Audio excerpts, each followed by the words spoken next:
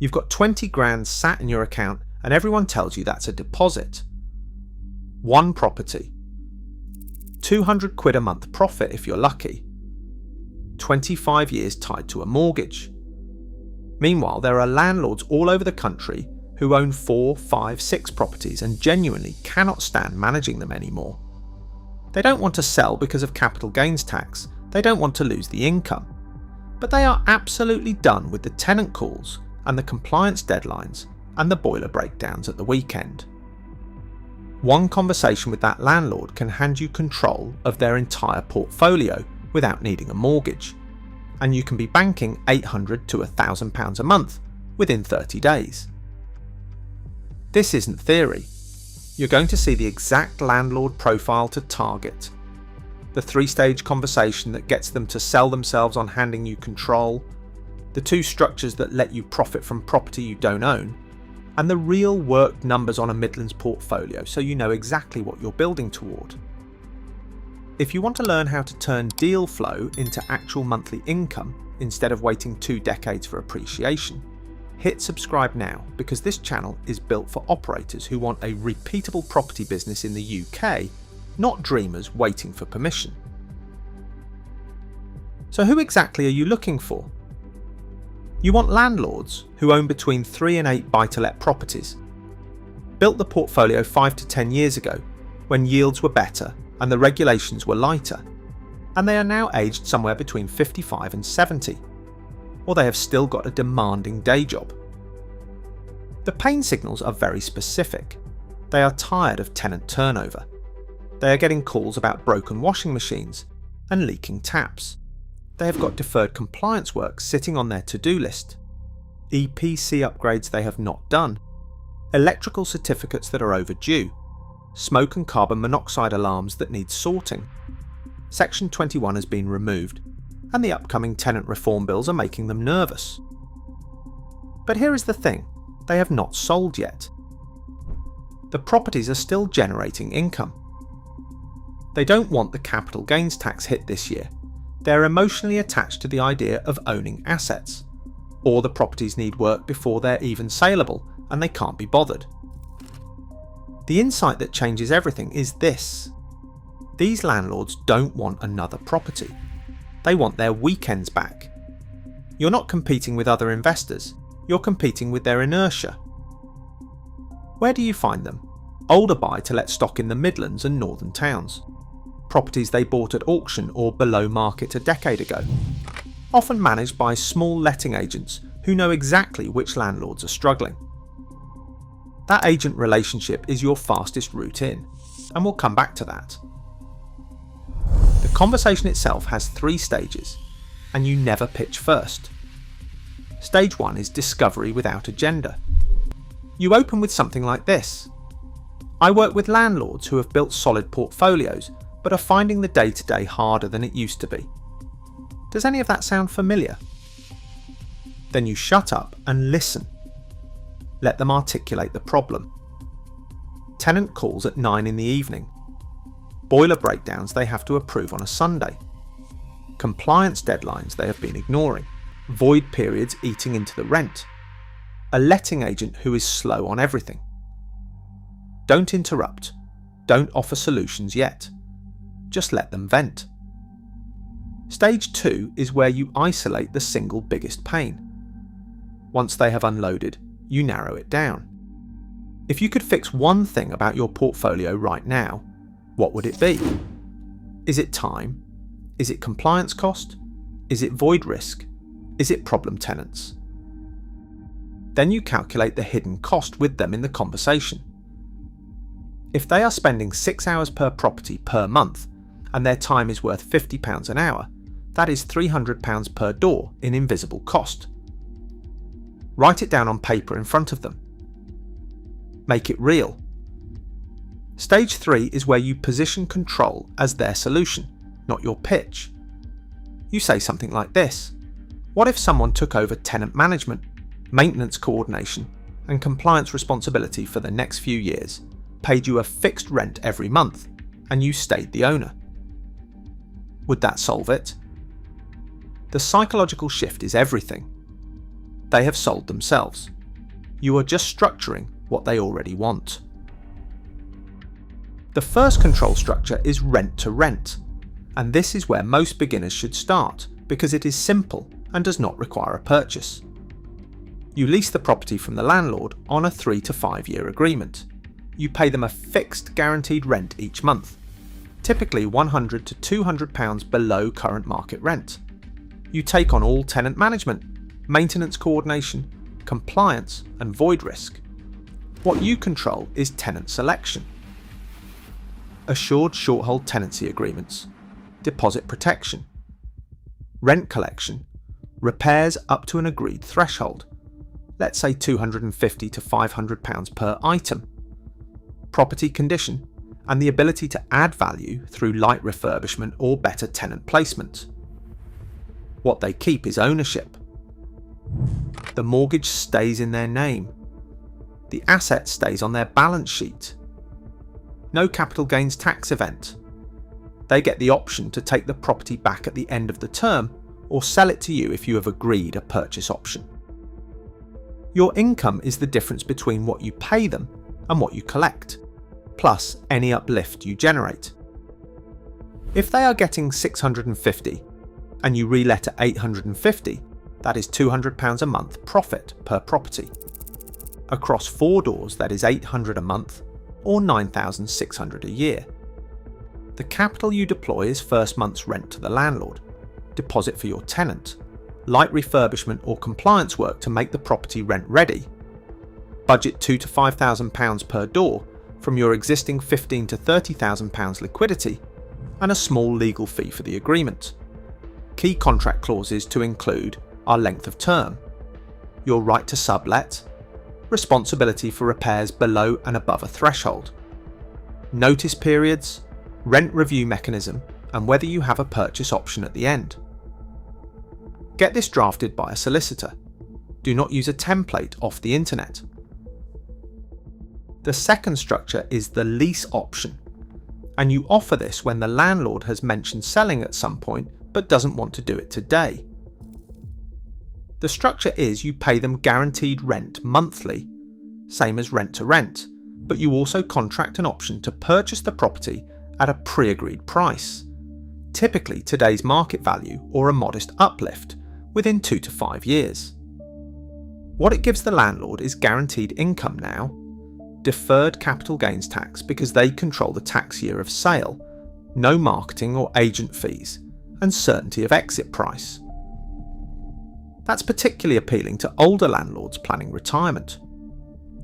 What it gives you is time to find an end buyer, investor or owner-occupier, refinance onto your own mortgage once you've added value or your income has increased, or assign the option contract to another buyer for a fee.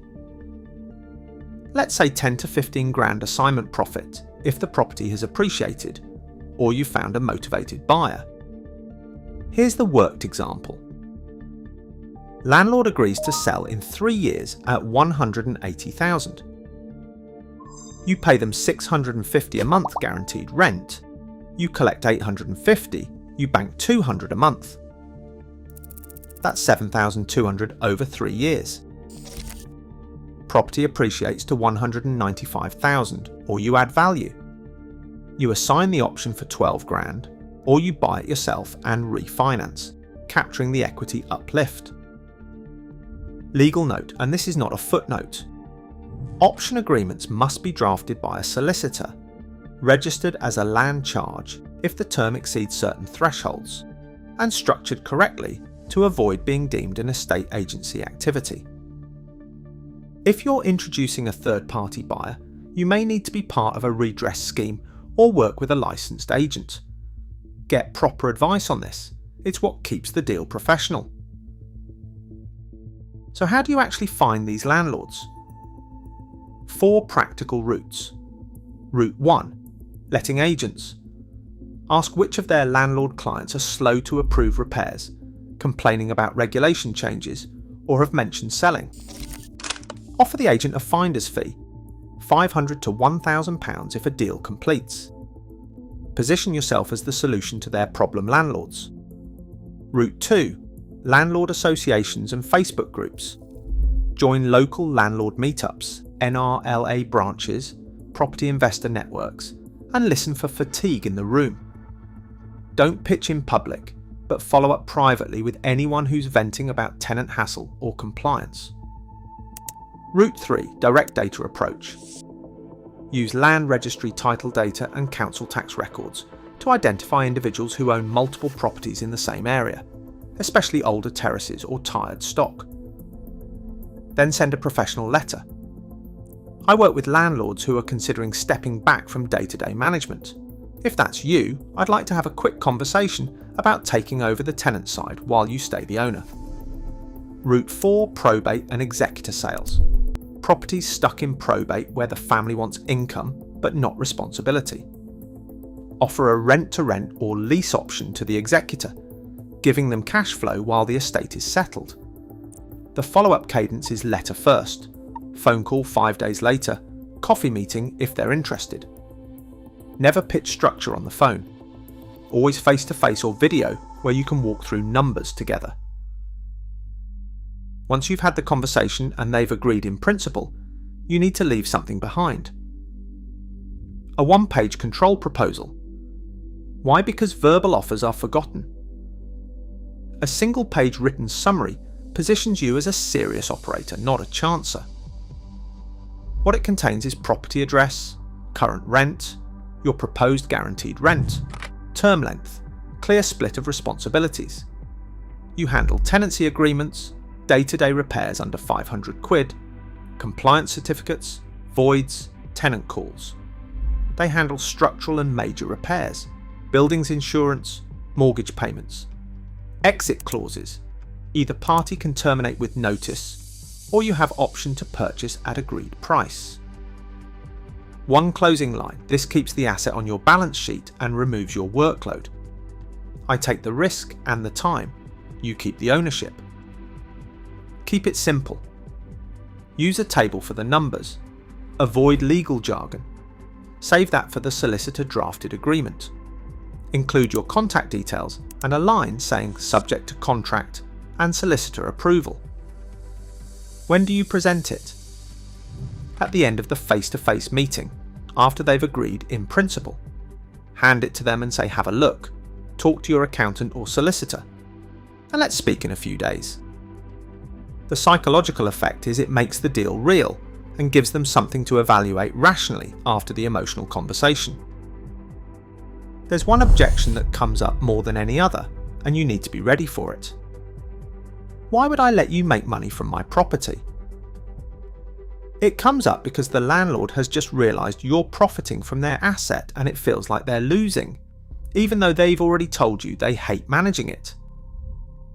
Here's the reframe. You've done the hard part. You bought the property, you built the portfolio, and it's made you good money. I'm not taking that away. What I'm offering is to take on the risk, the time, and the hassle for the next few years while you stay the owner. If I can make a margin for doing that work, we both win. You're not selling at today's price, you're not paying capital gains tax this year, and you're not spending your weekends on tenant calls. I'm backing myself to manage it better and keep the difference. That's the deal. Add the credibility layer. Mention that you'll be putting in your own capital for refurb and compliance, taking on void risk, and that if you don't perform, they can take the property back at the end of the term. If they still hesitate, offer a trial period. Let's start with one property for 12 months. If it works, we'll do the others. This de-risks their decision and gives you a proof of concept. Then close with this. If you weren't going to do the work anyway, and this saves you time and guarantees your income, what's the downside? Then stay quiet. Let them answer. So here's what you've just learned. Target worn-out landlords with 3 to 8 properties. Use the 3-stage conversation to let them sell themselves on the problem. Offer rent-to-rent or lease option control. Deploy £2,000 to £5,000 per door from your existing £15,000 to £30,000 liquidity. Generate £200 to £400 per property per month in profit. The worked example one more time. 4 properties at £650 guaranteed rent, relet at £850, nets you £800 a month or £9,600 a year from one landlord relationship. No mortgage, no 25-year wait, no £40,000 deposit. Why is this repeatable? Every town in the UK has tired landlords. Once you've done one deal, you have a case study and a process you can run again with the next landlord, the next agent, the next portfolio. The compliance reminder: get your agreements drafted properly by a solicitor, flag any estate agency or money handling activity that might require registration with a redress scheme or anti-money laundering compliance, and build your reputation as the operator who does things correctly. That's what gets you the second and third deal. The immediate next action is this: write your discovery script tonight. Identify 3 letting agents in your target area tomorrow. Book the first coffee meeting this week. The landlords are already out there. You just need to start the conversation.